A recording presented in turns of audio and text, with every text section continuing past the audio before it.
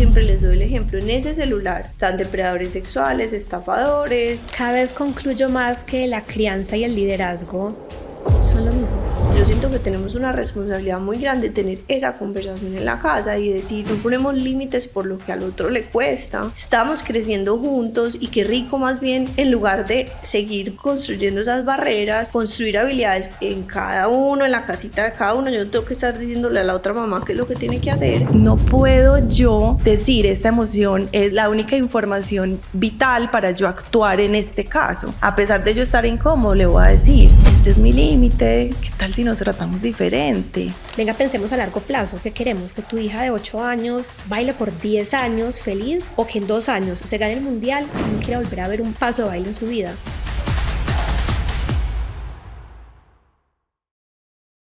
Hola y bienvenidos a En 8 Tiempos, un podcast de bailarines para bailarines, pero también para todas las personas que rodean a esos artistas.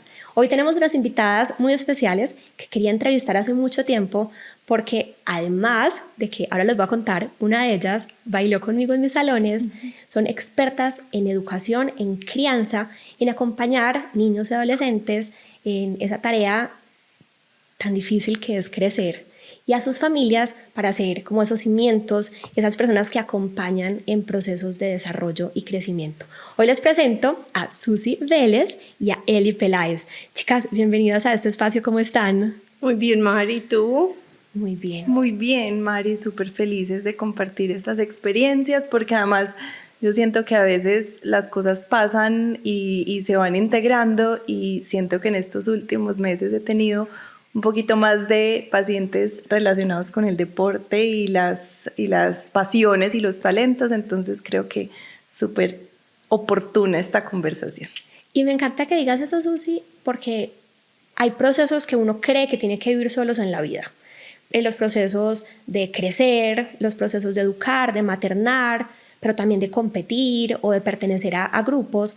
Y hoy en día sabemos que cuando eso se hace acompañado, puede que no sea más fácil, pero es más llevadero.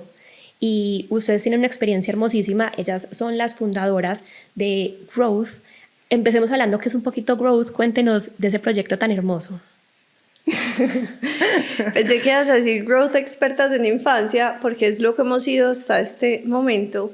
Pero hoy creo que este es el primer espacio de pronto público en el que contamos, pues aparte de nuestro ecosistema, que todo ese modelo de expertise que manejamos para evaluar y conocer el funcionamiento de las personas está creciendo, y así lo concebimos desde el principio, por eso nos llamamos Growth, y es que crecemos con las familias desde la gestación, en este momento hasta la adultez, vida que estén todavía como en la vida laboral. Acompañamos todos los procesos, sobre todo relacionados con todo lo que pasa en la mente humana. Entonces, eso es un poquito Growth. Somos un equipo interdisciplinario, pues él y yo, como dices, somos las fundadoras. Ya hace más de 15 años aproximadamente creamos como esta semillita, y hoy en realidad Growth es mucho más que nosotras dos, pues digamos que claro, somos quienes vibramos con la idea que creamos en una conversación en el Parc 10, y que hoy se ha hecho y se ha materializado mucho, porque es lo que dice Eli, nosotros nos soñábamos un lugar donde entrara la familia con sus hijos y pudiera crecer ahí, donde no se perdiera la información vital que una familia nos entrega como con tanta confianza, y que pudiéramos nosotros entrelazar esas necesidades tanto con una psicóloga clínica familiar, como con un equipo de neuropsicología, como con un abordaje en fonoaudiología y con una red que, aunque no hace parte interna de Growth, tenemos unas relaciones muy bonitas con psiquiatras infantiles, con neuropediatras, que hace más fácil la vida también para esa familia. Y lo que dice Eli, pues conocemos tanto a los niños que hoy no podemos dejar afuera su contexto como parte fundamental de la intervención. Entonces eso hizo también que nosotros dijéramos, bueno, en realidad somos muy buenas actualizándonos y haciendo las cosas bien en términos de entender la mente humana. Entonces ahí agregamos el asunto de conocer a la familia, hacemos evaluación también para los papás, los adultos, y ahí vamos en voz a voz también integrando al adulto a nuestra línea del ciclo vital. Eso me encanta porque esa palabra que tú usaste de contexto es fundamental. Yo que trabajo con niños entiendo que no solamente es acompañar al niño en ese proceso, sino que es indispensable acompañar a los adultos, y esa es la razón por la que las tengo de acá con nosotros, porque además ambas son mamás, y una cosa es la teoría, lo que uno puede leer en libros, aprender en la universidad, y otra cosa es llevarlo a la práctica cuando ya llegan los hijos de uno, a retarlo, a cuestionarlo. Ahora antes de empezar este episodio estábamos hablando, Susi tiene un hijo, Eli tiene 2, se llevan 9 años.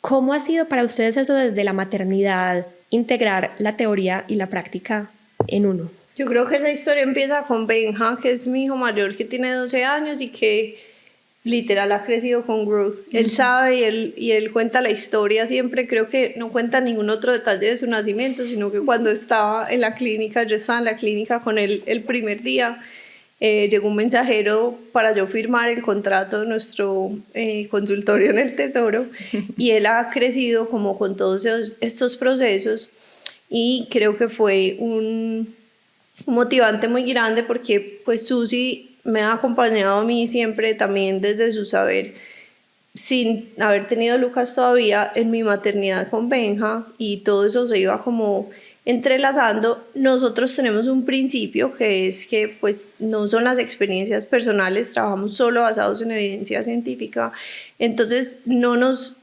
permeamos por las historias personales, cuidamos mucho ese sesgo, y es muy importante pues tener cuidado. Pero eso en cuanto a la práctica, en cuanto a la sensibilidad, en cuanto a la conexión, la empatía, yo sí creo que aumenta significativamente. Ya después llega Lucas, una maternidad, un niño, pues ni tan diferente. Ni tan diferente a Benja, ¿verdad? Muy similar. Pero digamos también mi primera, pues ese primer abrebocas a ser mamá, y Eli pues también era como mi referente. Yo hacía y recordaba, como yo me acuerdo que Eli llevaba a Benja a las reuniones.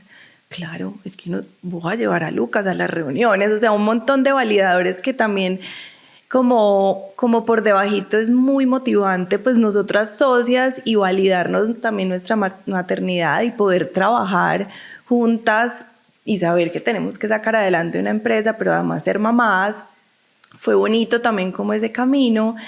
Y llega Oli, y digamos que en este caso yo ya había tenido recientemente a Lucas, también estábamos entrando en el mundo muy de la primera infancia, el curso prenatal tuvo mucha más fuerza, estimulación receptiva, que es como el acompañamiento que hacemos los primeros meses.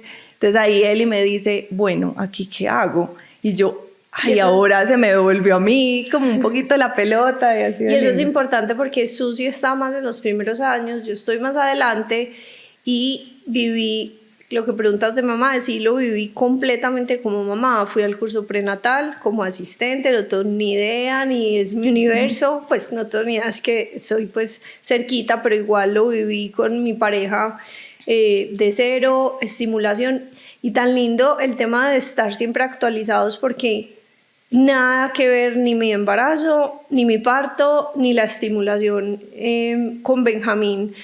Ya estando actualizadas y con una distancia solo de 9 años, fue un universo completamente distinto. Eso es lo bonito de la evidencia científica, es que siempre nos está informando de cuáles son las mejores prácticas, que aquí tiene mucho que ver también la danza, que ahora lo vamos a conversar. Y me encanta que me hayas dicho eso de frente, como Mari, tú me estás preguntando por mi maternidad y mi profesión como si fuera una junta, pero son dos cosas separadas, y como practicantes o practitioners de la salud mental lo separamos, y yo nunca lo había pensado. Es que son dos cosas diferentes y no se puede permear la una a la otra o influenciar, porque la evidencia científica es una y la práctica es otra. Entonces, gracias, porque aquí empezamos a aprender y a entender un montón de cosas que en este capítulo yo sé que todos ustedes en la casa también van a empezar a conectar. O sea que si yo leo un documento que dice algo y mi hijo no responde a eso, ¿hay algo malo en mí? ¿Qué hago en esos casos? Y yo te respondo, Mari, recientemente en los últimos 2 años como equipo decidimos formarnos como en la práctica con más evidencia que tiene en la terapia, psicológica, que son las terapias también contextuales, ¿cierto? Que incluyen, digamos, como todo el trabajo en donde el ser humano está inmerso, ¿cierto? Y cómo ese síntoma o esa situación difícil de afrontar o en esa dificultad que está sucediendo se mantiene, digamos, también por ciertas situaciones que suceden alrededor. Ahorita podemos entrar doble clic para explicárselos mejor, pero los llevo ahí es porque en medio de la formación esos formadores te invitan a que lleves eso a tu realidad, ¿cierto? Y es muy interesante porque finalmente, más que yo llegar con mi experiencia a la consulta, decir, ay, sí, no, eso pasa, a mí también me pasó, más que ese discurso así, y yo hice 1, 2, 3, no, es mi ser, cómo ya ha pasado por eso, pero cómo ha llevado la evidencia a la práctica y cómo yo sé qué es pasar por un proceso de cambio, pero yo lo que acompaño es el proceso de cambio del otro, ¿cierto? Claro. No como yo te invito a decir, mira, yo hice esto, trátalo así. Es como yo también, a través de mi experiencia, pero de esa evidencia, como dice Eli, que me he estado formando, yo también tengo la capacidad para entrenar a otro, pues porque también he pasado por ahí, ¿cierto? Y creo que hoy en día que tenemos acceso a tanta información a la palma de la mano, puede ser muy confuso porque hay muchas voces diciéndonos, no duerma con el niño, si duerma con el niño, no alimente al niño, si alimente al niño, a mí sí me funcionó esto. Entonces entrar a dudar de tu maternidad y de mi maternidad es muy fácil porque son demasiadas voces diciéndome lo que sí se hace, lo que no se hace, a este les funcionó, entonces ¿será que hay algo malo conmigo? ¿Cómo manejan ustedes eso con esas familias que llegan con tanta incertidumbre y tanta culpa y tantas emociones encontradas en este camino que es maternar? Yo creo que ahí, Mari, es un principio nuestro. Nuestro lema siempre ha sido dosis de tranquilidad y evidencia confiable. Y esas dosis de tranquilidad en esos casos las manejamos desde algo muy chévere y es que nosotros formamos criterio en las familias. Afortunadamente yo siento que ese criterio ha aumentado. Cuando arrancamos este proyecto estaba todo el boom de las bloggers donde hacían eso que dice Susi, yo lo hice así, te debe funcionar porque no conocen verdaderamente el funcionamiento humano, entonces creen que es una receta de cocina como nosotros lo decimos. Y digamos que eso nos obligó, pero hoy sigue siendo vigente a formar criterio en las familias para tomar decisiones. Nosotros no somos consejeros, nosotros no somos la persona que te decimos literal cómo actuar, sino que te acercamos la evidencia, te acercamos las herramientas. Si ya tenemos que pasar a un siguiente paso, las entrenamos a partir de unas metodologías probadas. Y finalmente está la agencia de la familia, del niño, del adolescente, de tomar esas herramientas y ponerlas en práctica.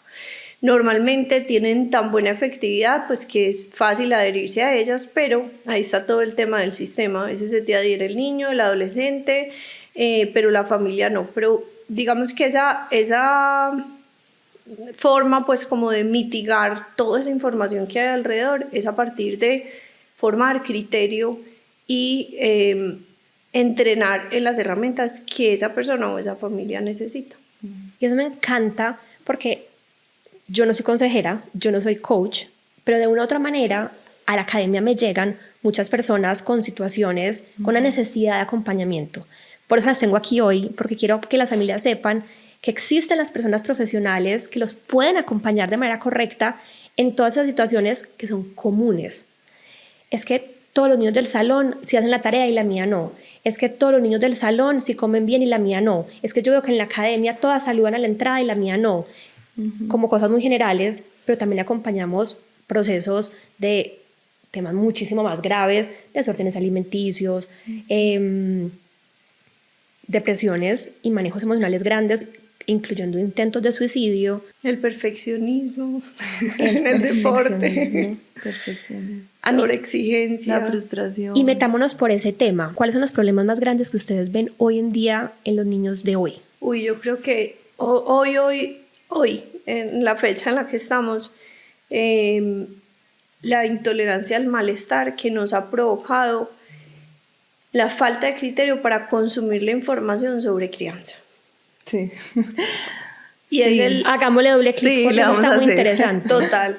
y es, yo siempre los llamo el caldito de cultivo para todo, ¿cierto? Y es como que se nos fue la mano. Y con esto, obvio, no quiero decir, y siento que afortunadamente estamos en un momento donde es obvio que no estamos hablando ni de castigar, ni de pegar, ni de gritar, ni de maltratar, ni de ignorar, ni de, ¿cierto? Eso ya está tan obvio, pues sí, para quien no sea, pues ya eso es un problema demasiado individual, pero lo entendimos todo mal. Yo creo que nos fuimos con el péndulo hacia un lado donde de verdad se nos olvidó de qué se trata la vida, y la vida está llena de situaciones, pensamientos, emociones, sentimientos que no nos gustan. No hay negociación. Esa es la vida, y tú puedes ser lo activista que quieras, y es incompatible con la vida esperar que tus hijos van a pasar por este mundo sin atravesar esas situaciones. Entonces, cuando estamos tan obsesionados con modificar todo el ambiente para que no pasen por eso, no digo que lo provoquemos, por supuesto, se nos olvidó lo más importante, y es cómo van a atravesarlo, porque no es negociable, lo van a atravesar. Entonces perdemos un montón de tiempo peleando porque él le dijo la profe, por cómo lo miró el compañerito, porque no me gusta cómo lo entraste al consultorio, no me gusta la pregunta que le hiciste, no me gusta el cuestionario que le mandaste, no me gusta la tarea que le pusieron, no me gusta que lo hagan ponerse uniforme, no me gusta, todo lo queremos controlar. Y mientras tanto esos niños y niñas están creciendo esperando esa pavimentación, y vuelvo y repito, a riesgo de ser muy, muy insistente, no se van a encontrar la carretera destapada. ¿Qué vamos a elegir? Una persona que sepa disfrutar además la carretera, los obstáculos, que se sepa sobreponer a ellos, o nos vamos a quedar todo el tiempo pensando que nuestro rol como adultos es ese. Y ahí es la base de la cantidad de ansiedad, depresión que estamos viendo, porque estos niños y niñas están creciendo en un mundo, incluso las mamás, donde cuando otra vez nos encontramos con la imperfección natural de la vida, es como una desesperanza. Claro, ¿cómo voy a querer estar aquí si todo lo que me están diciendo que siento, pienso y experimento es patológicamente malo, ¿cierto? O sea, les estamos evitando desarrollar ese músculo que es atravesar por la frustración, incomodidad. la incomodidad, lo difícil, y que de hecho tiene mucho sentido porque así como uno no empieza leyéndose Tolstoy, sino que uno empieza leyéndose un libro chiquito, con los problemas asumo que pasa exactamente igual. ¿Se te cayó el banano? Sí, mi amor, se cayó el banano. Sí. Estás triste. Sí, se te cayó. Y no resolverle ahí mismo, porque ese es su primer año de frustración. Y después va a ser, no está partido en cuadritos como tú querías, pero te puedes comer el banano entero. Igual. Y estaba igual. Yo lo quiero partido. Mi amor, no. Ese es lo que hay. Es como segundo año de fortalecer ese músculo frustración. Y así irlos formando para que cuando ya el problema sea, me echaron del trabajo, mi novia me dejó, pasé por una quiebra, ese músculo se haya desarrollado. Es un poquito así lo que nos están diciendo. Exacto. Y más que yo generar, porque también aquí es súper importante poner como la controversia de esos pensamientos mientras nos van escuchando, no es generar. Es que, como dice Eli, la vida misma te trae esa situación, porque ese es finalmente, pues, así es que entrenamos las habilidades. Y bueno, ahorita podemos hacer una muy buena analogía con la danza, ¿cierto? Que finalmente es como cómo entrenamos para que este movimiento se vea de esta manera, con la práctica, con la constancia, con la frustración de que no salga todo así, o de yo sorprenderme de que hice un movimiento que no esperaba, igual se ve bien.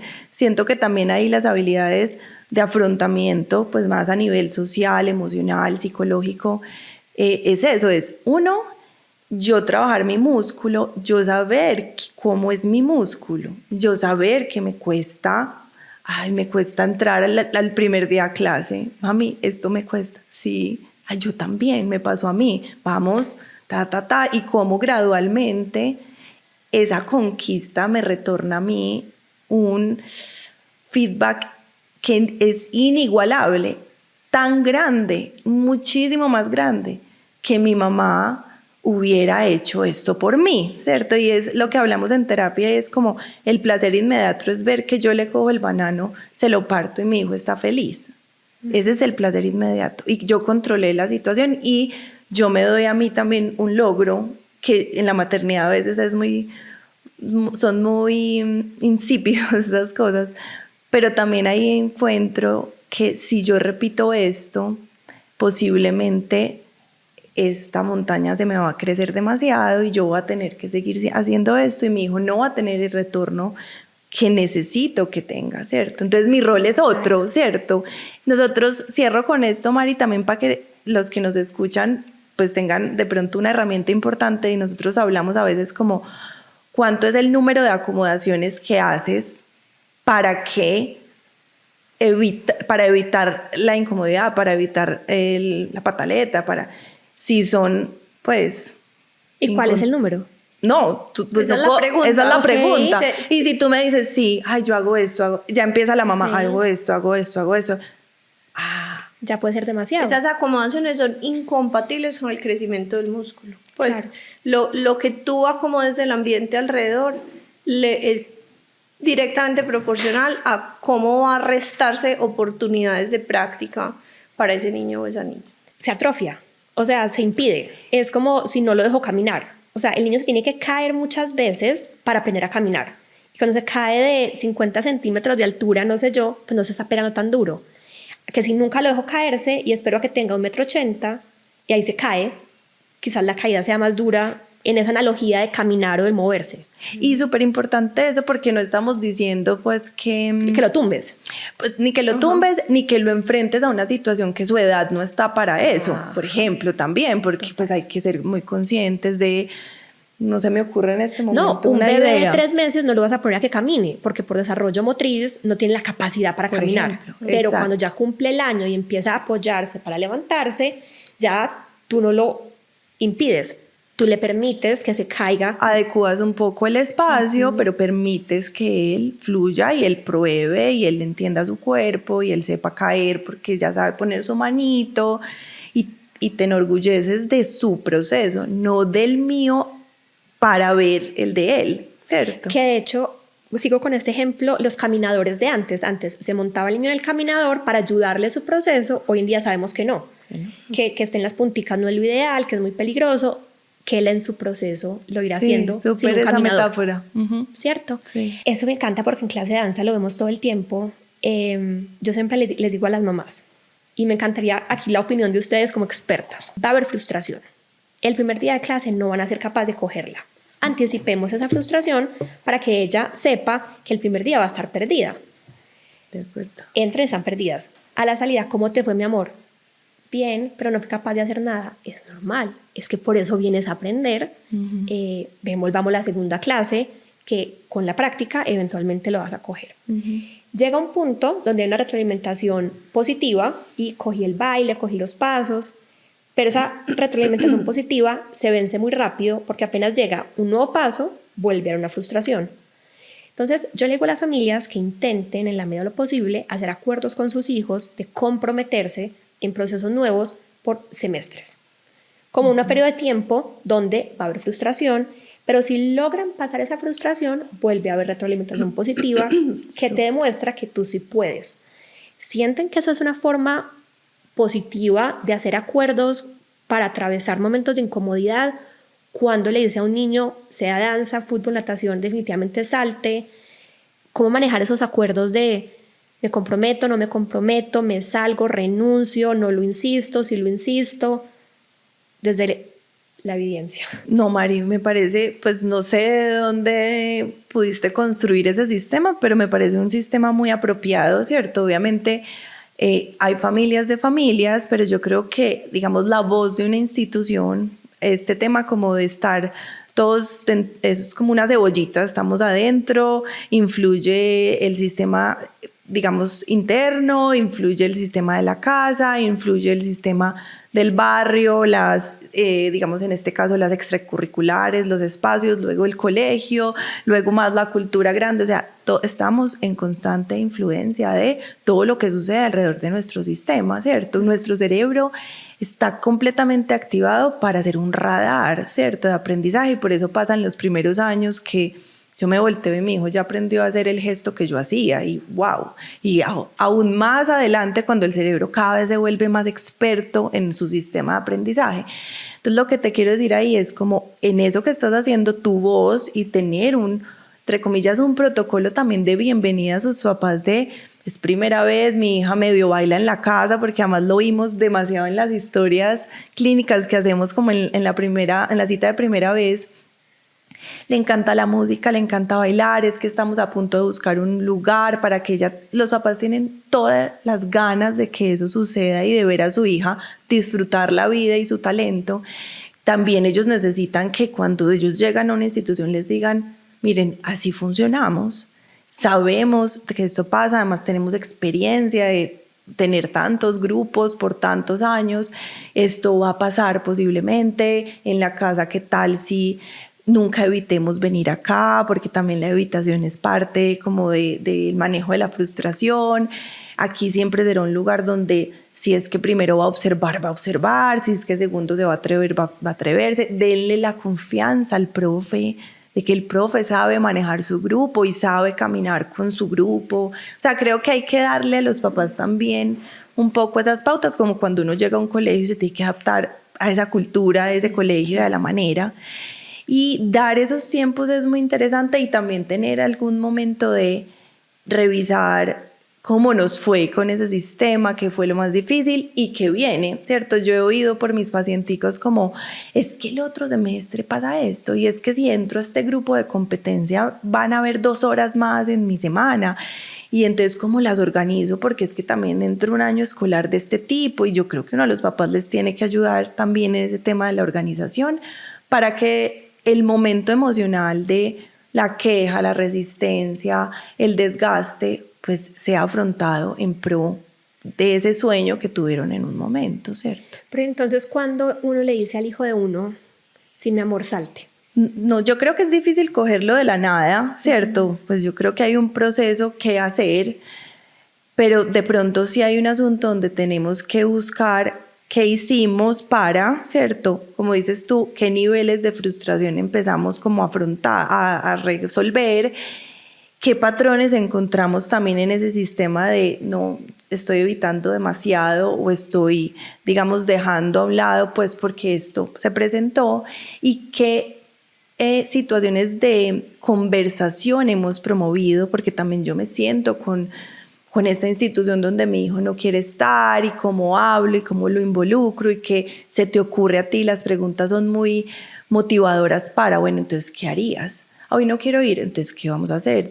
Seguramente tú tienes alguna idea y qué conversación vamos a motivar con ese profe, porque es que también aquí estamos enseñando más que danza, pues resolución de conflictos, conversaciones incómodas. Yo, a pesar de estar incómodo porque me voy a retirar o me voy a ir, cómo afronto esa situación y cómo lo converso con el profe y de pronto ese profe me da una retroalimentación que puede hacer que yo entonces intente volver a ir, ¿cierto? Sí me hago entender, creo que es difícil responderte lo de es que si ocurren estas cosas va a suceder, pues sí hay que retirarse, más es un asunto de cómo estoy haciendo el proceso y si es el cierre el que llega, pues también saberlo reconocer, ¿cierto? Y yo ahí le agregaría una cosa, Mari, que trabajamos nosotros mucho, y es que a veces tener norte es difícil con tantas recomendaciones de qué hacer o qué no hacer, y hay que devolvernos a un principio básico, y es empezar a conocernos como familia, pero también cada individuo dentro de la familia, qué le da valor a nuestra vida. Entonces puede ser distinto para la mamá, para el papá, para la familia, puede haber unos globales pues como equipo familiar, por ejemplo, como familia el deporte para nosotros le aporta mucho valor a nuestra vida. Entonces es un no negociable y son ciertas cosas que nosotros queremos inculcar en nuestros hijos.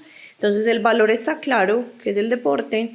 La acción, cómo se va a ver ese deporte, puede ya ser un poco más individual, ¿cierto? Entonces puede ocurrir la conversación de, mira, esto es un no negociable, conversemos cuáles son las razones para abandonar esto, si la danza le da valor a tu vida, si es una cosa que tú ya habías elegido, qué puede estar detrás, en qué está enganchado negativamente, qué está haciéndolo llevar a tomar esa decisión, y ojalá subsanar lo más que se pueda, que no sea evitación, que no tolera que haya alguien mejor, que no sea pues como razones que finalmente cuando yo retire la clase, su vida pues va a perder eso que le da valor a su vida. Pero existe también como el valor individual, que yo ahí entonces haría doble clic, y es ayudarlos, porque va a haber muchos momentos donde pues están cansados, o está siendo muy repetitivo, o no está pasando nada tan emocionante, o son muy dados a el show final, entonces estamos lejos, entonces este proceso no me motiva tanto.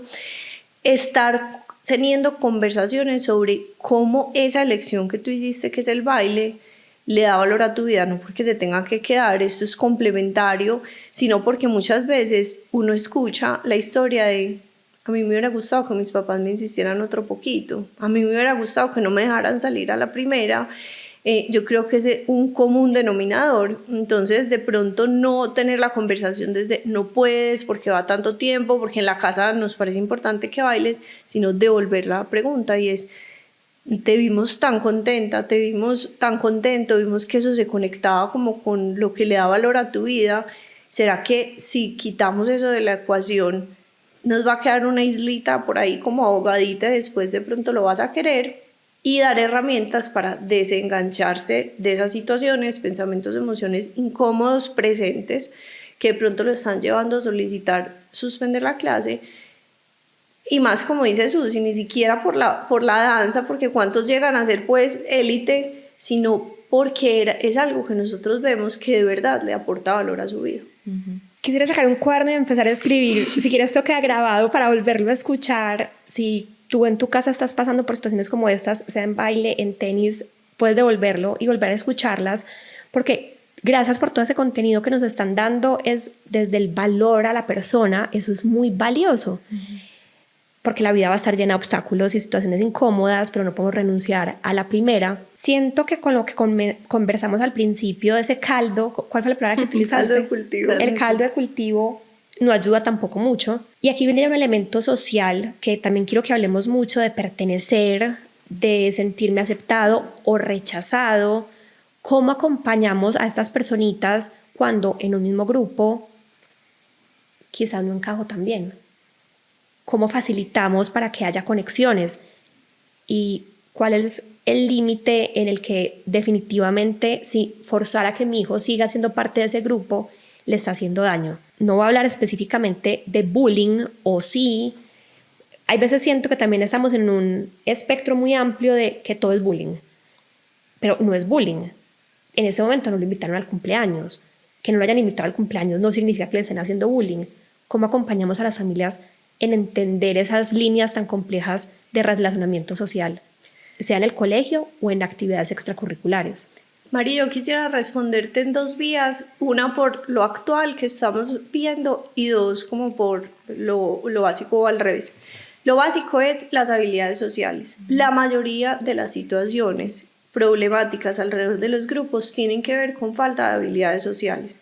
Y las habilidades sociales no son cuántos amigos hago, si soy el más popular, el más querido, el más todo, sino precisamente cómo resuelvo la incomodidad, los conflictos, y cómo empiezo yo a conocerme. Como decía ahorita Susi, tenemos que trascender, no tiene nada de malo que yo sea de un calentamiento más lento socialmente, de una aproximación que requiera un poco más de observación. Tenemos temperamentos diferentes, y autoconocernos para gestionarlo, para finalmente entrar a ese grupo, para tolerar la incomodidad, para resolver eso que me molestó, es muy importante.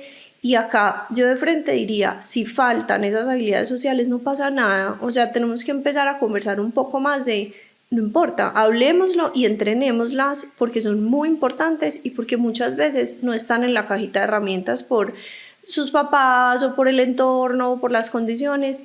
No le boten misterio a eso y busquen entrenar las habilidades sociales, es muy importante. O sea, es algo que sí se puede aprender. Totalmente, Sí. y que hay especialidad para hacerlo, ¿cierto? De hecho, Como ustedes que tienen un curso para eso, nosotros ¿cierto? tenemos camp de habilidades sociales donde vamos y entrenamos sin misterio, a través del juego, pasando rico, les ayudamos a entrenarlas. Para mí ese es el principio de responsabilidad individual, de uno decir, mi hijo no está encajando, o me voy de esta clase a este colegio y le pasa lo mismo, yo, primer paso sería, hacia adentro me voy a encargar del problema. Pero aquí viene el contexto que tiene que ver con lo que hablamos inicialmente, que yo estoy viendo últimamente en los grupos, y que confieso, como mamá me ha pasado la tentación de decir las soluciones, no te juntes con esa persona, entonces ahora todo lo de los límites, que están adultos, en pequeños, límites, límites, límites, y yo siento que esos límites también se nos está yendo la mano, y lo veo en términos grupales cuando yo le hablo mucho a mi hijo que está en la preadolescencia y adolescencia, que empiezan a excluir a alguno de los niños, y yo le digo, cuéntame, pues, y me dice, es que tú me enseñas a poner límites, entonces yo quiero poner límite porque esto me molesta. Y yo le digo, sí, y me menciona cosas que le cuestan a su amigo. Y yo le digo, ¿tú te imaginas? Y le nombro sus retos. Le digo, ¿tú te imaginas donde la amistad o la pertenencia al grupo dependiera de lo que a ti te cuesta? Entonces, ahí también los adultos, yo siento que tenemos una responsabilidad muy grande de tener esa conversación en la casa y decir, no ponemos límites, o sea, y sobre todo cuando ya son grupos, no ponemos límites por lo que al otro le cuesta, estamos creciendo juntos y qué rico más bien, en lugar de seguir construyendo esas barreras, construir habilidades en cada uno, en la casita de cada uno. Yo no tengo que estar diciéndole a la otra mamá qué es lo que tiene que hacer, en la casita de cada uno. ¿Cómo puedes gestionar eso que te está costando? Que el otro hace mucho trampa, entonces ¿tú cómo lo vas a gestionar? Sin necesidad de excluir. Y viene lo del tema del principio, es porque no toleramos, como si nuestros hijos fueran como que no pueden exponerse a ningún amigo complejo. Los hijos de nosotros muchas veces pueden ser los complejos y ni siquiera nos estamos dando cuenta, es lo normal, es la dinámica normal grupal, y es que cada uno tiene su temperamento, su personalidad, sus retos, su contexto. Entonces qué rico que como adultos si nos metiéramos la manito al bolsillo a decir yo cómo puedo aportar a esta situación, y no es ni obligando a jugar, a invitar al cumpleaños, gestionando todo eso que aparece y aumentando la empatía, porque el día de mañana va a ser tu hijo, o pues porque no hay perfectos, ¿cierto? Como propiciando esos lugares sanos, como esas redes de apoyo, donde cuando mi hijo se equivoque, porque se va a equivocar, no vaya a ser juzgado de manera inmediata y retirado del grupo porque hizo trampa en un examen, sino quizás hay una retroalimentación de, no, porque hiciste eso, eso está mal hecho. Obvio, no le vamos a evitar que tenga una consecuencia lógica de responsabilidad frente a sus amigos, pero que sepa que eso no le va a significar su amistad y que lo van a sacar de la barra, por así decirlo. Y es una mezcla. El otro también, pues no puede jalar la cuerda infinitamente, se lo tienen que aguantar así, él les hace XY, pero si todos tenemos la conciencia de que es en mi casa donde yo voy a trabajar. Yo siempre que venga mi hijo me cuenta una situación, ni le pregunto cómo actuó X, Y, Z, eso no es mi problema. Tú, ¿cómo actuaste? Y se lo conecto con sus valores. Él siente que es una persona, por ejemplo, conciliadora. Aunque nosotros usamos la maternidad de referente, mi hijo tiene muchos defectos. No estoy aquí poniendo una vara, ¿cierto? Sino como mostrando, como dice Susi, cómo la evidencia funciona en nuestro entorno. Y yo le pregunto, para ti, en la amistad, pues lo hemos ido construyendo a través de varias conversaciones, que es un valor. Entonces él me dice, a mí no me gusta como las peleas, los conflictos, yo quiero ser un amigo que integre, que ayude a integrar. Él no es ni el líder, ni él me gusta integrar. Entonces cuando viene y me dice, ya, no le voy a hablar a no sé quién, porque entonces le pregunto, ¿eso está conectado con eso que tú quieres ser?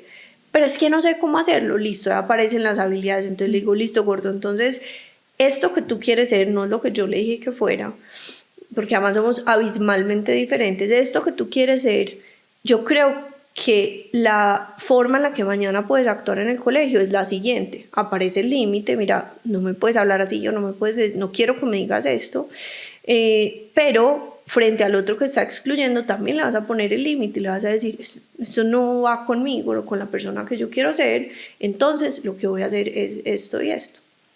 Y yo iba a agregar eso es porque finalmente en eso que está diciendo Eli, lo que yo hago es que también lo conecto con una emoción que a veces no es tan chévere, que es afrontar una conversación incómoda, pero lo pongo más grande la meta, ¿cierto? La acción comprometida de ejecutar la conversación incómoda como parte de acercarme al valor que yo quiero ser, ¿cierto? No de engancharme con la emoción de, es que me dijo esto y yo me puse súper bravo y esto no me gustó y es que él no sé qué, no sé qué. Yo casi que lo abstraigo del conflicto, lo vuelvo y lo conecto con él, le digo, acuérdate que este es tu valor, a ti te gusta esa versión de ti, cómo nos acercamos más a esa, y ahí en ese escenario, el otro, de cierta manera, es parte de mi práctica para eso que viene, que es más grande, y eso va a hacer que seguramente la amistad crezca o se desvanezca, pero se desvanezca no desde el conflicto, sino desde una gestión importante hacia mi valor, ¿cierto? Y eso también hace que nos sintamos menos culpables y los niños se sientan menos culpables de, es que yo hice esto y es que él está bravo, entonces por eso ya no nos hablamos, ¿cierto? Entonces ahí también va creciendo el conflicto aún más, ¿cierto? Entonces creo que es bastante importante y vuelvo y lo incluyo como en todo eso y es como yo también, que es algo muy importante de la gestión emocional, a mí a veces me puede estar visitando una emoción, pero esa no es mi brújula. Mi brújula es mi valor. No puedo yo decir esta emoción es lo único que hace, la única información vital para yo actuar en este caso, sino que mi brújula es en realidad mi valor. A pesar de yo estar incómodo, le voy a decir, este es mi límite, ¿qué tal si nos tratamos diferente? Entonces yo, a pesar de estar lleno de rabia, hago una acción comprometida hacia un valor, ¿cierto? Esto pues nuevamente se construye en un montón de conversaciones. ¿Desde qué edad puede empezar a hablar uno de valores con sus hijos y definir sus valores personales? Pues yo te digo que, vuelvo y dice Eli, pues no es que nuestra experiencia sea parte de las recetas, sino que es que nos hemos cargado de tanta información tan valiosa que de verdad yo siento que en los últimos 2 años yo soy otra mamá. Pues de verdad, o sea, he puesto en práctica, mi hijo, como decía Eli, es de una accesibilidad más lenta a los momentos iniciales, pero es un niño que ha ganado muchísimas habilidades también de comunicación. Y en ese momento yo siento que ya, Mari, mira, tenemos conversaciones antes de ir a... Tiene 4 años. Tiene 4 años. Antes de ir a una fiesta, él antes me decía, miren esta comparación, íbamos para el cumpleaños de Oli y teníamos las vacunas en la mañana y le dije, hoy tenemos 2 planes, vamos a ir a las vacunas y vamos a ir al cumpleaños de Oli. Prefiero las vacunas. Wow, y yo como, es esto, o sea, y yo, igual amor, las 2 las vamos a hacer, en realidad aquí no estamos hablando de preferencias, las 2 las vamos a hacer, en las 2 nos van a visitar muchas emociones, pero vamos a pensar qué vamos a recibir de esto. Bueno, hay un montón de carreta. Hoy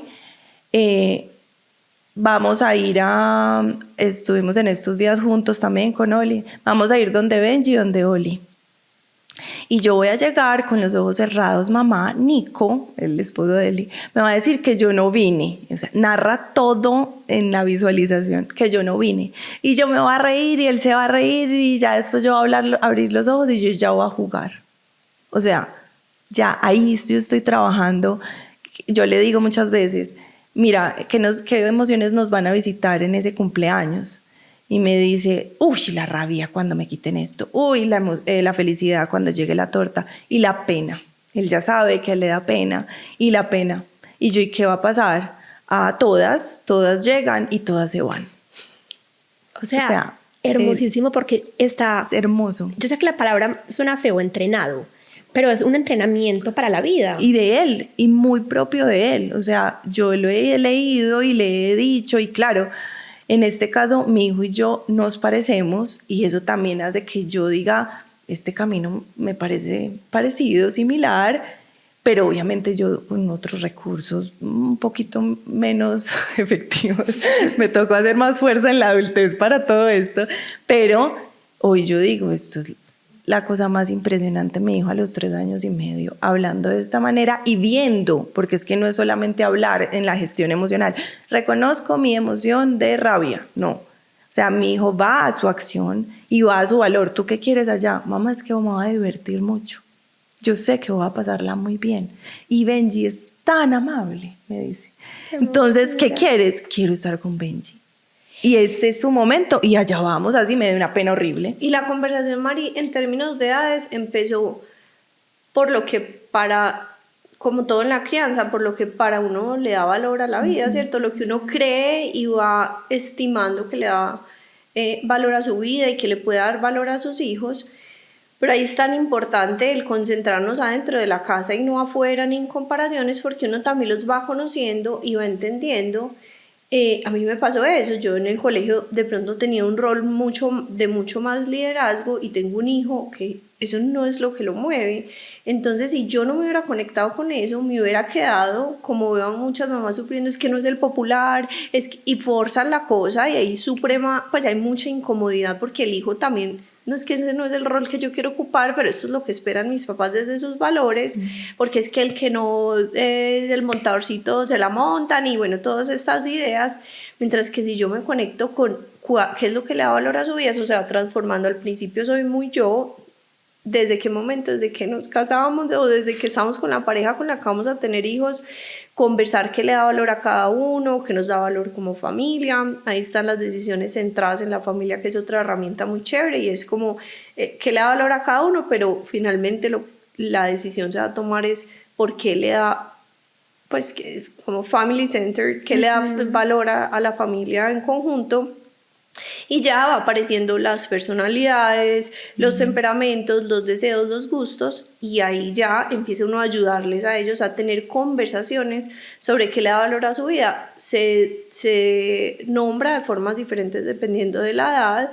En una preadolescencia yo siempre les digo, tú te acuestas por la noche y dices, hoy fui la Amelia que quiero ser o que me gusta ser, ¿cierto? No se tiene que llamar values, que es pues el nombre literal de la literatura en inglés, sino que uno, dependiendo de la edad, como dice Susi, ¿qué quieres que pase al final? ¿Qué quieres haber sentido? Diversión, eso es un valor, la diversión. Entonces, ¿yo qué tengo que hacer? Es la acción que le antecede para al final del día decir, yo me divertí en ese cumpleaños, habiendo pena, rabia, incomodidad, frustración, nervios, pero al final del día, ¿yo qué hice para poder decir, igual pasé rico? Y entendiendo que no hay valores buenos o malos. No hay valores buenos. Es lo que tú valoras, lo que para ti es importante. Puede que para un niño la aventura sea su valor y para otro la supervivencia. Entonces se va a subir al árbol y lograrlo, aunque se caiga y se aporree, va a ser parte de la aventura. La tranquilidad, la recursividad es lo suyo. Y no hay uno mejor que el otro. Antes de entrar al podcast, le estaba contando a Susi que pues nos rodeamos mucho de emprendedores, de gente pues como es usualmente como nuestros usuarios son muy, pues tienen como unas capacidades a nivel laboral muy grandes. Entonces lo habitual recientemente es escuchar como, y en los podcasts de crecimiento y todo, como aprender nuevas habilidades, autodidacta, aprender cosas nuevas, y les estaba contando que me encantó que esta semana conversé con una familia y el papá me dice, a mí, pues yo no necesito estar aprendiendo, ser autodidacta, meterme a 1000 cursos para sentir que mi parte profesional tiene valor. A mí me encanta ser muy bueno solo en lo que yo trabajo, en lo que hago. Y yo le decía eso, sí, esos son los valores. Para mí eso sería una cárcel absoluta. Para mí tiene más valor como para mí todo lo otro aprendizaje, pero ahí es donde la historia personal no puede atravesar la terapia, ¿cierto? Y es como, yo me tengo que conectar con lo que a él le da valor. Yo no puedo sentarme y decirle, mira, ¿qué tal si para acompañar a tus hijos, viven muy lejos, te sentás a aprender de eso, haces este curso? No, esta persona va a requerir una metodología mucho más directiva, mucho más de entregarle como esas habilidades. Y yo cada vez concluyo más que la crianza y el liderazgo son lo mismo. Yo cada que aprendo algo para acompañar a mis hijos, lo puedo extrapolar a acompañar a mi equipo y viceversa. Es como lo mismo, solo que con personitas de edades diferentes, pero la Mariana en la que me tengo que convertir cada día para acompañar al uno es la misma Mariana en la que me tengo que convertir para acompañar a los otros. Si mi hijo ya tiene 16, 18 y yo nunca le he hablado de valores, ¿todavía lo puedo hacer? De hecho, nosotros nos entrenamos hace poco en estas terapias que son pues como las que tienen en cuenta el contexto y hablan mucho de valores. Y yo creo que las dos lo hemos hablado y es reciente. Nosotros venimos formadas las dos en unas corrientes psicológicas que se manejaban antes distintas. Y yo te puedo decir, Mari, que eso le cambia a uno la vida. O sea, yo de valores vine a hablar hace, yo no sé, 4 años. Y nunca es tarde. Nunca es tarde y es lo más delicioso porque también la experiencia de uno decir, con razón a mí esto no me fluía en términos de terapia. Yo muchas veces enseñando, modifica el pensamiento y pues, y el adolescente o el niño diciéndome como que esto es que está igual muy me habla, difícil. o él igual me habla. Exacto. Total. Y yo decir, no, tráigalo y lo sienta aquí con usted y pues y como echar para atrás con la experiencia, decir, y con razón a mí personalmente no me funcionaba, cero tarde. Hay ahora una tendencia que he visto que está como rompiendo con otra tendencia que hubo en los últimos 10 años, que es el uso de pantallas y celulares. Uh-huh. A los papás del 2006, 2007, cuando salió el iPhone, pues nadie les dijo que iba a ser bueno, que iba a ser malo. Sin duda alguna, eso es una herramienta muy valiosa que todos usamos todo el tiempo en nuestra vida profesional y laboral y personal. Siento que ahora hay una tendencia que está cambiando las reglas del juego y les está diciendo a los padres de familia, venga, tal vez eso no es tan bueno, tal vez podemos posponerlo, esperemos que la corteza prefrontal esté desarrollada antes de darle cierto acceso a cierta información. Me encantaría saber la opinión de ustedes. ¿Qué creen hoy? ¿Cuál es la edad para un celular? ¿Cómo acompañar? Si mi hijo es el único del salón que no tiene, cedo, no cedo. ¿Qué opina al respecto? Que él empiece y yo concluyo porque sé que se saborea este tema. Miren, yo creo que yo en algún momento hice un diplomado de innovación y hablaban de los early adopters y yo siento que yo soy esa persona. O sea, yo hoy estoy por la noche cuando llego a mi casa programando un Mac Mini para mi trabajo. Me fascina la tecnología, es una cosa que me corre por las venas, me encanta, me cuesta un montón dejar el celular. Yo soy la psicóloga que deben decir cuando paseo con los amigos, no, pues tan psicóloga y pegada al celular. Es una cosa que me fascina, que disfruto muchísimo. Pero me conecto con esa gente que ha creado la tecnología, que entre uno más sabe, más dice, esto no es una herramienta para un niño ni para un adolescente. ¿Qué pasa? Que ha evolucionado tanto como tú dices desde el primer iPhone que incluso nosotros tuvimos hasta hoy, que muchas veces, ay, pero yo se lo di, no pasó nada. Es que el que le dio hace 2 años, por ejemplo, no tenía inteligencia artificial. El que le dio hace 4 no le tocó que TikTok abriera desde los 8 años. Entonces es una conversación que cada vez vamos teniendo que poner más freno porque es más la exposición. Y ahí la analogía de entender que en ese aparato está el universo entero, lo bueno y lo malo. Y preguntarnos yo en dónde pondría a mi hijo en este momento. Entonces yo siempre les doy el ejemplo, en ese celular están depredadores sexuales, estafadores, y no lo quiero satanizar, pero sorry, hay que hablarlo, que eso es así, que tiene un montón de cosas buenas. En el hueco venden cosas divinas, pero dejarías a un niño solo allá en lugar Maracaibo, peligroso. con el área oriental. Sí, solo, ¿cierto? Otra cosa es que tú estés ahí y lo estés acompañando porque tienes que estar ahí por tu trabajo a las 11 de la noche, por lo que sea, pues que no deberías, pero esa es la pregunta que nos tenemos que... Es más, yo no lo dejaría aquí en el centro comercial, que me conozco, donde trabajo, donde estoy todo el tiempo a cierta hora. ¿Por qué le va a entregar a él esos riesgos? Si no es de prohibírselos, que yo creo que es la conversación que la gente cree que uno tiene, como es que si se lo prohíben y lo satanizan. No, es yo qué voy a proponer que desarrolle esas habilidades. Entonces existen formas estructuradas, es que le fascina la tecnología, de acuerdo, eso en mi casa está. Entonces está en clase de impresora 3D, en programación, cuando estaba chiquito en Apology.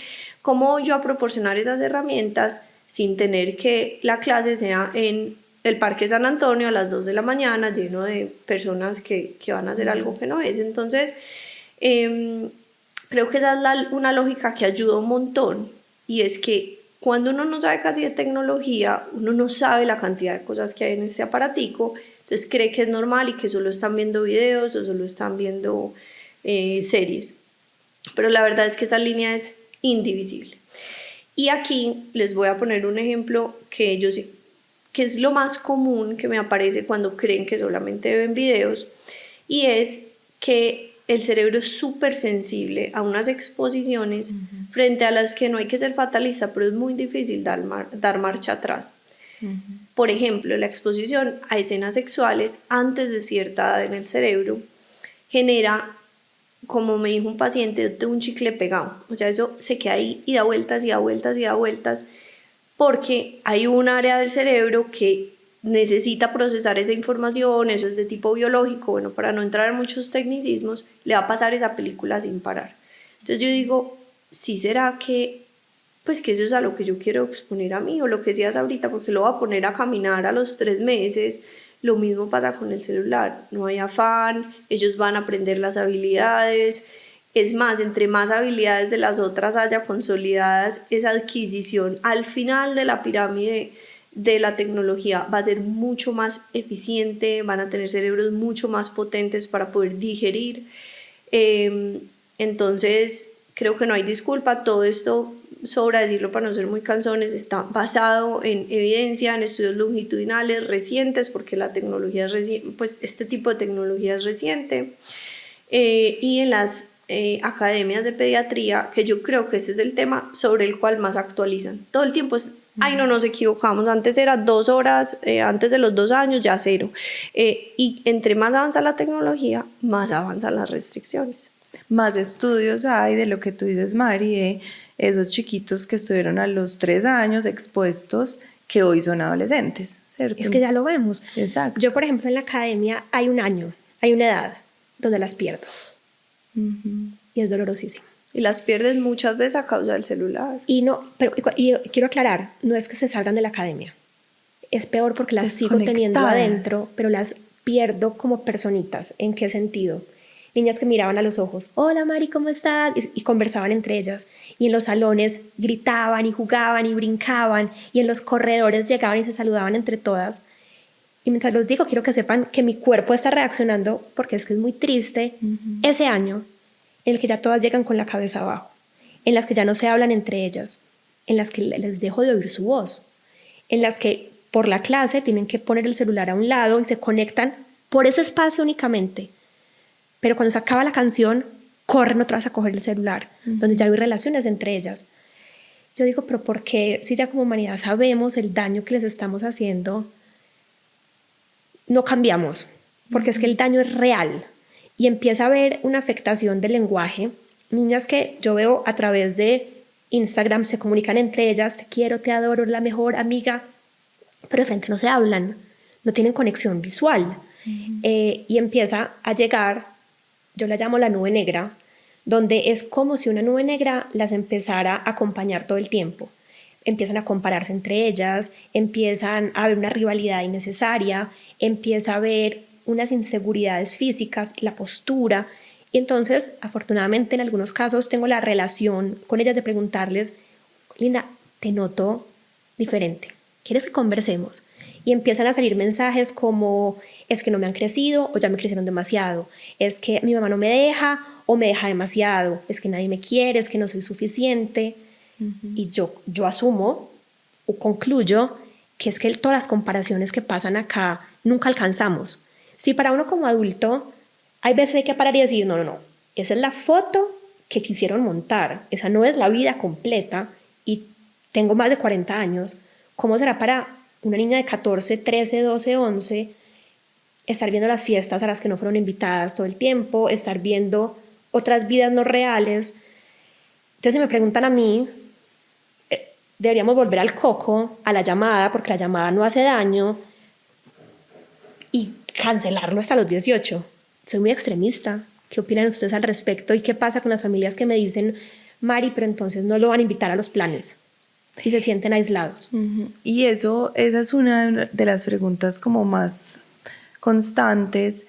Y la verdad, pues eso es una conversación importante en la terapia y es algo que uno tiene que acompañar mucho a los papás para que no se sientan mal por estar parando ese camino, ¿cierto? Yo les hablo mucho de digamos que ese entrenamiento de habilidades sociales digitales es algo que se aprende también y que se aprende también cuando tú tienes muy entrenado el otro camino real, ¿cierto?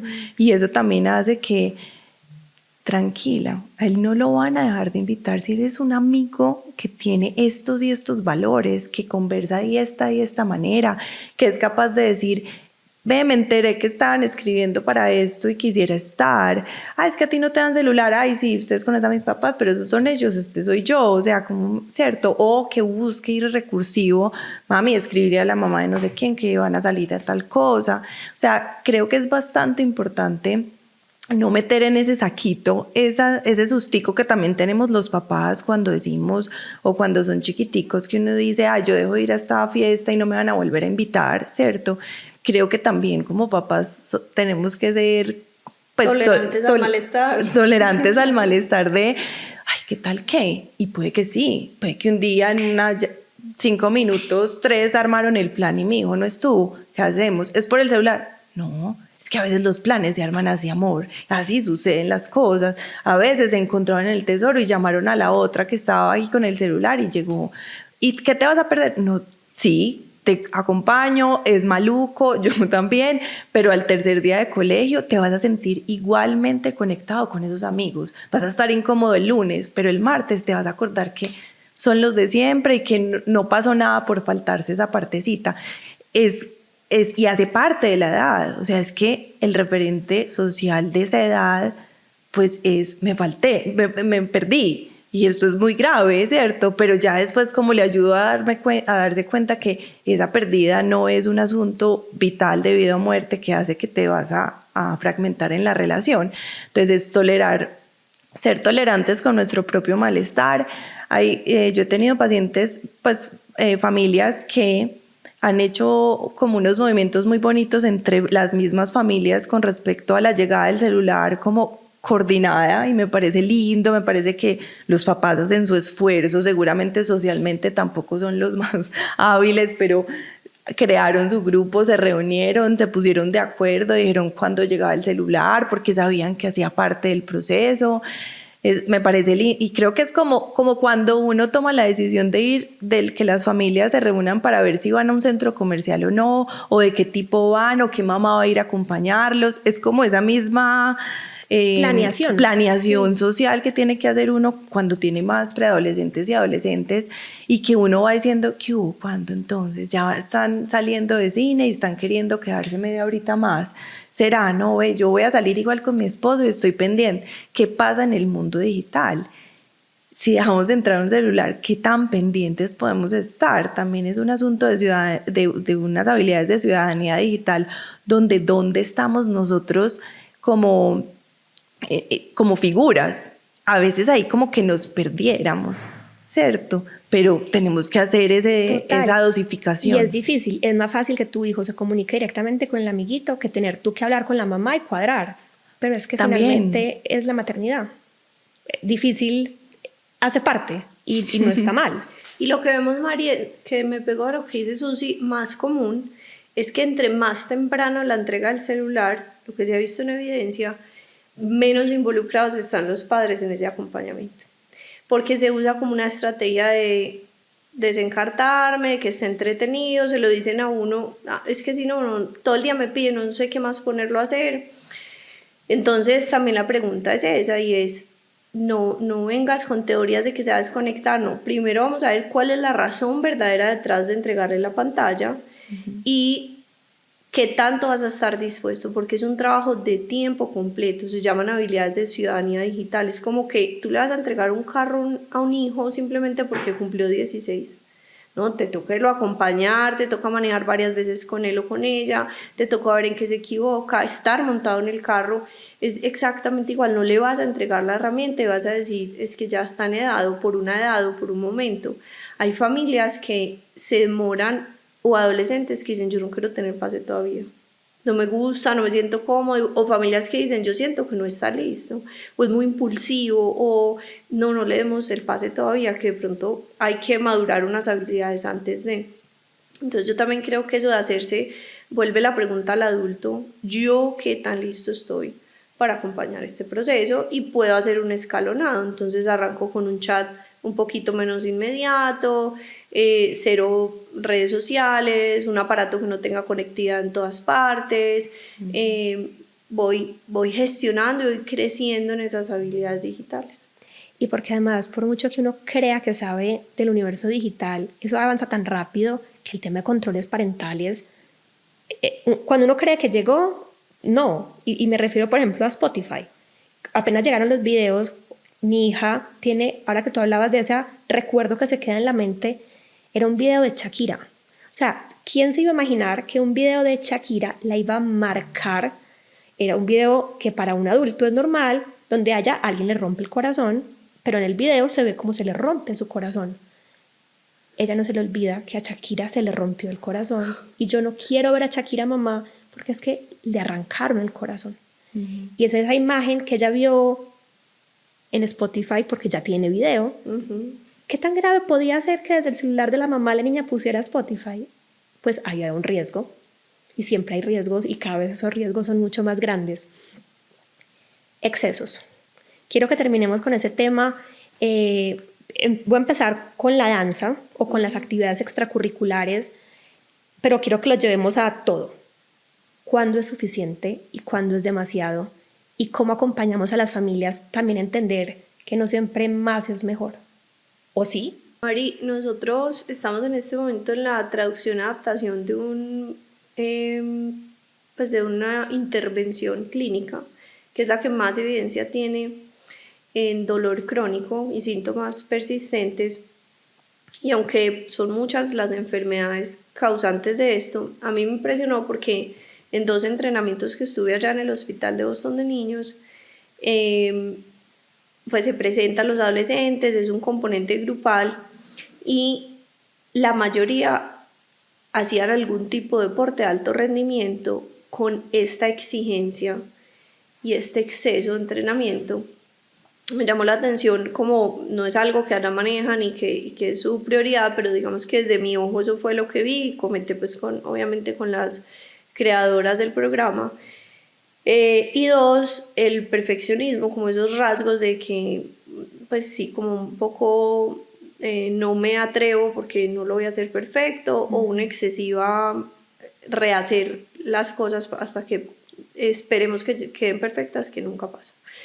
Pero volviendo al tema como esa intensidad deportiva, entonces todo como el algoritmo me empezó a salir mucho en lo que leía y empecé como a indagar y a meterme hacia ahí sobre estos deportes, porque hoy sabemos y escuchamos mucho en las historias que esos prodigios de deportistas, la historia es que desde que tenía 2 años pateaba el palo de golf de una forma extraordinaria, o todo es lo temprano, ¿cierto? Pero hoy hay muy buena evidencia y unos coaches pues, que entrenan en el ciclo olímpico que hablan de lo peligroso de esa intensidad. Y vuelvo con lo que inicié, y es que muchas veces el costo es el dolor o los síntomas crónicos, que además interrumpen esa vida deportiva, ¿cierto? Entonces yo creo que ahí es muy importante que si vamos a hacer algo, lo hagamos con toda la evidencia, con todos los profesionales que nos acompañen, hacer caso, no creer que porque es que yo joven jugaba fútbol y entrenaba tantas horas, yo sé que yo puedo someter a mi hijo a esto, lo mismo baile, sino acompañarnos, asesorarnos, y también mirar nosotros si es que eso le está dando valor a nuestra vida. Pretender que son los sueños míos a través de mis hijos, y es que a mí me faltó, si yo hubiera entrenado más horas, yo creo que yo sí hubiera sido Selección del ballet, Colombia. sí. Y revisarse mucho, porque en esa sobreexigencia muchas veces es la sensación que se sucede, que me satisface a mí como adulto, pero no estoy viendo a ese niño o a esa niña. Y sé que suena muy raro que yo les haga esta pregunta porque tengo papás que me dicen, pero Mari, véndeme más horas. ¿No prefieres vender más? Y siento que estoy en una batalla como social, decirles no, es que más no es mejor. Venga, pensemos a largo plazo. ¿Qué queremos? ¿Que tu hija de 8 años baile por 10 años feliz? ¿O que en 2 años se gane el mundial y no quiera volver a ver un paso de baile en su vida? ¿Estoy loca en eso? Y Mari, digamos que casi que aquí podríamos decir que lo que hemos hablado en esta conversación incluye mucho las intervenciones hacia una flexibilidad cognitiva, ¿cierto? Que es bastante importante tenerlo en cuenta, y es cómo ver, en este caso, pues hablando de la danza, finalmente es integradora, ¿cierto? Es una visión integradora de, no solamente es el paso final, o sea, el baile final, cómo quedó la foto, el video, el aplauso, ¿cierto? Es como todo lo que trae ahí, y es finalmente una hora de entrenamiento no equivale a los minutos, ¿cierto? Equivale a que tú estés conectado en el momento presente, seas capaz de desenganchar pensamientos o emociones que te interrumpen también o que te hacen más grande, digamos, ese asunto de ser inflexible en ciertas cosas, o que te hacen fusionar tu pensamiento sobre algo que no va con tus valores. Ay, no me salió tan bien, ay, voy a repetirlo, ay, no, esta cosa. Y puede ser que los 60 minutos de esa hora yo me quedé haciendo una y otra vez ese ejercicio y salí defraudada. ¿Dónde está el valor que decía Eli? No está, ¿cierto? Y entonces el papá dirá, no, entonces necesita 2. No, es que en 60 minutos puede, si trabaja integralmente en su, pues en todo su ser, en todo su, digamos, como un poquito como en ese circuito de cerebro, cuerpo, pensamiento, emoción, desenganche, pues en todo el proceso de flexibilidad también cognitiva, pues esos 60 minutos van a ser oro suficiente, ¿cierto? Y como romper con esas creencias de que más es mejor. Hay muchas creencias en el mundo del deporte de hasta que sangre, no pain, no gain. Sí, ¿Y qué pasa cuando le decimos a los maestros, no, solo tenemos una hora para montar? Imposible. Pero lo que tenemos. Porque es que si lo llevamos al extremo, en mi opinión, un niño de 8, 9, 10, 14 años, 16, no debería estar entrenando hasta las 10 de la noche, porque es que tiene que estar durmiendo. Pero entonces no vamos a ganar. Pero ¿qué importa que no ganemos? Finalmente es un cambio cultural, creo yo, que está pasando en el mundo del deporte, de no ganamos pero ganamos al niño. Y ese niño va a querer entrenar un año más. Y vamos poquito a poquito viviendo procesos, pero siento que hoy en día la gente no quiere vivir procesos, entonces eso empujando, y obvio, si tú entrenas 20 horas de danza, vas a avanzar. ¿Pero hasta dónde? ¿Y por cuánto tiempo? Y conectándolo con el tema de la abundancia, no sé si eso lo podemos llevar también a los excesos en cosas materiales, en horas de estudio. ¿Qué opinan ustedes? ¿Se podría conectar ese concepto de excesos en todo o son cosas diferentes? Pues es decir, es muy importante tener en cuenta que, pues digamos que si hay un término que es workability, y es como si eso está funcionando para mí, si en mis áreas de ajuste, pues no sé, en mi extracurricular, en mi colegio, en mi casa, en mi proceso, digamos, también de desarrollo psicológico, todo está funcionando. Yo, digamos que si yo tengo esa rutina y eso funciona, ok, sigamos. Pero si eso está entorpeciendo este espacio, como tú dices, yo estoy viendo una niña más apagada, más bajita de ánimo, menos interactiva, yo veo que ella se está generando como autojuicios.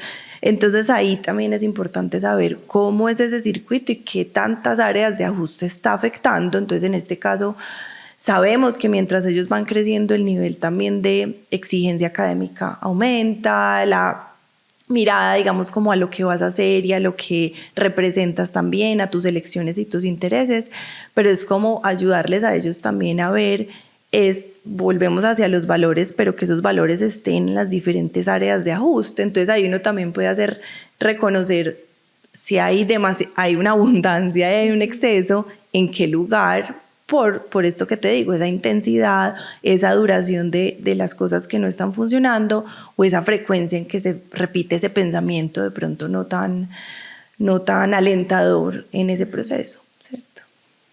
¿Qué creen que podemos decirle a esas mamás que nos están escuchando, que tienen unas hijas que quieren ser bailarinas o un hijo que quiere ser futbolista? ¿Qué habilidades o qué herramientas podríamos darles que se lleven después de esta conversación para seguir acompañando a esas personitas?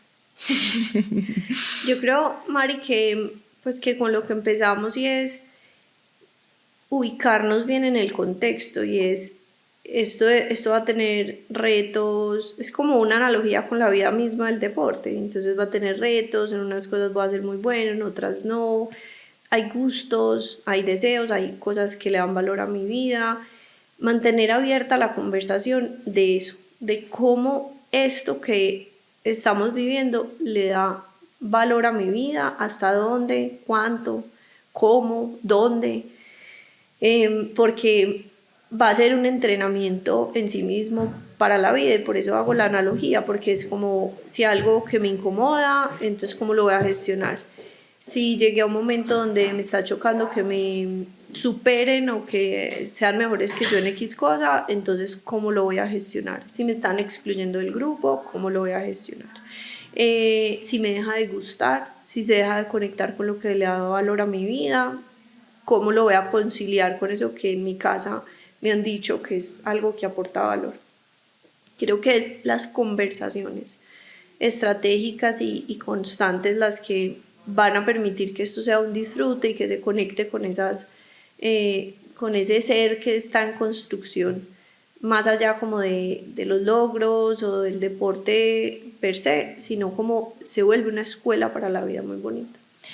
Y yo agregaría también, si esto es una conversación como o una reflexión para esos quienes acompañan a estos niños y estos adolescentes, pues es también las conversaciones que uno tiene con uno mismo en esa forma de acompañar, y yo creo que es saber muy bien hacia qué valor le quiero apostar, como cuando yo también me engancho más, o sea, cuesta mucho ver que a mi hija le cuesta llegar al salón de clase e integrarse. ¿Cómo resuelvo yo eso yo, cierto? ¿Cómo hago yo también me cuesta ver que mi hija se queda completamente paralizada en la presentación final sabiendo que quería hacerlo con todas las ganas? ¿Cómo va a resolver yo también ese asunto para yo poder con ella hacer este tránsito y ayudarla a gestionar esto? Creo que eso es bastante importante en términos de que muchas veces en las extracurriculares, algo que tiene bien interesante este tema extra fuera del colegio, es que a veces nosotros estamos ahí y podemos ver, cosa que el colegio no tiene, que a veces eso es bien positivo. Pero cuando estamos ahí, entonces, ¿qué? Ay, ¿qué hará con el profe? ¿Qué hará? ¿Cómo empodero yo al profe? ¿Cómo hago yo que esa compañía sea alentadora? Entonces, también saber aprovechar eso con una forma de conversarlo hacia mí misma para ayudarme a desenganchar. Gracias, chicas, por esta conversación tan hermosa. Familias no están solos. Esto es un camino que sí se puede acompañar. Son herramientas. Creo que la conclusión del día de hoy es todo se puede entrenar. Aquí están esas chicas, Growth. Aquí les voy a compartir todas las formas que las pueden acceder por Instagram, los contactos para que busquen ayuda, porque este es un camino que puede ser muy solitario, pero no tiene por qué serlo. Cuando estamos acompañados de los expertos que se han dedicado su vida entera a estudiar para que nosotros como padres de familia podamos acompañar a nuestros hijos de la mejor manera. Chicas, gracias. Creo que vamos a tener más conversaciones porque teníamos 1.000.000 de ideas, pero ya pasó 1 hora. No puedo creer lo rápido que se fue.